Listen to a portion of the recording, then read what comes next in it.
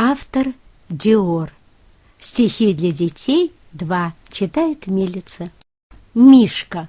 Мишка толстый, косолапый, мед черпает мягкой лапой, тянет прямо из бочонка. Чем похож он на ребенка? Мед остался на носу, съел, еще такой хочу, облизал его до дна. Да чего ж еда вкусна!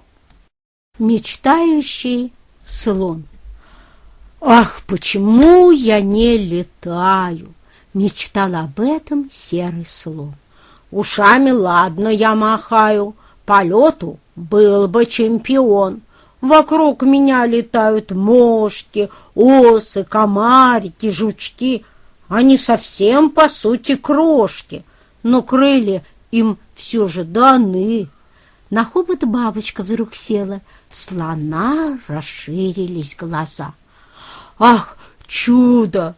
Ты б не захотела учить летать, чуть-чуть меня. Но бабочка, расправив крылья, взмахнула нежные паря. Простите, слон, но все усилия безрезультатно, то есть зря. Слон опечалился. Ну что же, а как полеты, что во сне?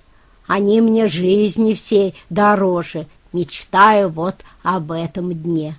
Слон замечтался очень сильно, взмахнул ушами, запорхал и приложил тут все усилия. Свершилось диво. Он летал, то был волшебный, видно, слон, весил немало, пару тонн. Он распугал вокруг ворон, закон притяжения был им одолен. Так сотворим же чудеса, к мечте своей летим, друзья. Ветер-вождь.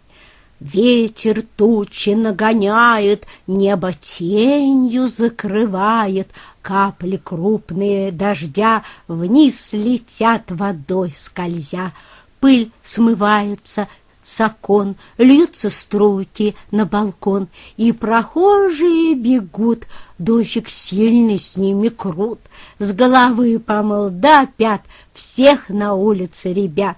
Детвора стоит, смеется, под грибник дождь не пробьется, мокрая горка и качели, и скамейки побелели, всех умыл веселый дождь, ветер вел его, как вождь, им двоим так хорошо, весело и озорно. Дальше тучи поведет ветер, дождик с ним пойдет, оставляя по пути смех и мокрые слезы.